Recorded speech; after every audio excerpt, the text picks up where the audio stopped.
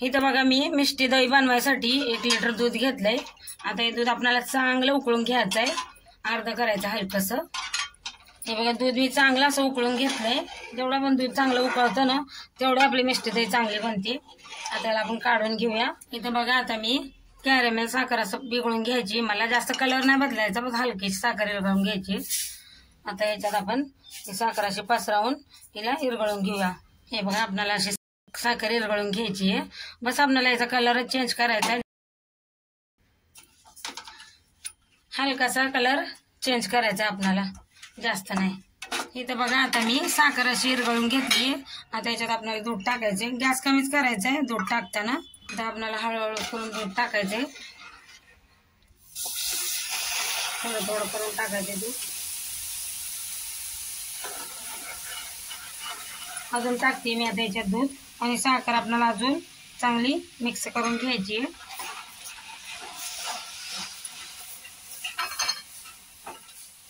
चांगली मिक्स करून घ्यायची साखर, त्याचे हे होतात गाठी बनतात, नंतर ते अजून विरघळते। मग हे बघा साखर पण चांगली विरघळून घेतली मी दूध टाकून। आता ह्याच्यात आपण इथं काढून घेऊया। आता इथं बघा हे साखर आपली कॅरेमेल झाली, ह्याच्यात टाकून घेऊया आणि आपल्याला हे आता चांगलं असं हलकसं थंड करून घ्यायचं, ना गरम ना थंड। आणि मग याच्यात आपल्याला दही टाकायची आहे। हे बघा दहीचं मी असं पाणी काढून घेतलंय। आता ही दही आपल्याला चांगली अशी फेटून घ्यायची आहे। हे बघा दही आता आपण चांगली अशी मिक्स करून घेऊ।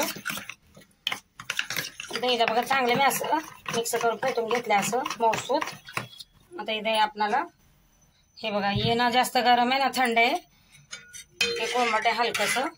आता याच्यामध्ये आपण ही दही टाकूया 2 चम्मच आणि असं मिक्स करून घ्यायचं आपल्याला, चांगलं सगळं ढवळून घ्यायचं मस्त। हे बघा इथे मातीचे भांडे घेतलेत मी असे मटके, हे बघा चांगलं ढवळून घेतले मी। आता याच्यात आपण टाकूया, हे लय मस्त बनते ही मिष्टी दही, या भांड्यामध्ये तर अजून भारी बनते। इथे बघा 2 मटक्यात असं भरून घेतले मी आणि इथे वाटीत घेतले उरलेलं। आता याला आपण हा पेपर लावून घेऊया, दुसऱ्याला पण असंच लावून घेऊ। आता याला पण असं लावून घ्यायचे वाटीला आपण, आणि याला बघा मी आता चांगलं एखाद्या असं गरम जागेत ठेवायचे। इथे बघा परातीत मी असं टॉवेल टाकलाय आणि आता याच्यावर आपल्याला ठेवायचं हे, आणि आपल्याला चांगलं झाकून ठेवायचंय। हे बघा असं दुमटून घ्यायचं असं चौकडून, आणि याला आपण 9 ते 10 तास असं ठेवून देऊ। बघा इथं 8 ते 10 तास झाले।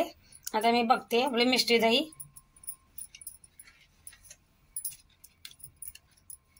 हे बघा याला असं काढून घेते मी।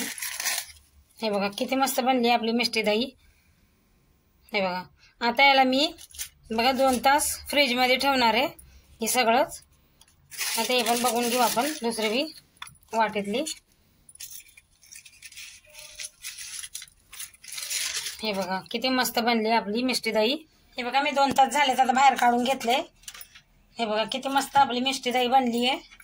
हे बघा एकदम घट्ट बंड्या। ते व्हिडिओ आवडला तर लाईक सबस्क्राईब करा। हे बघा किती मस्त घट्ट दही बनली एकदम मिष्टी दही।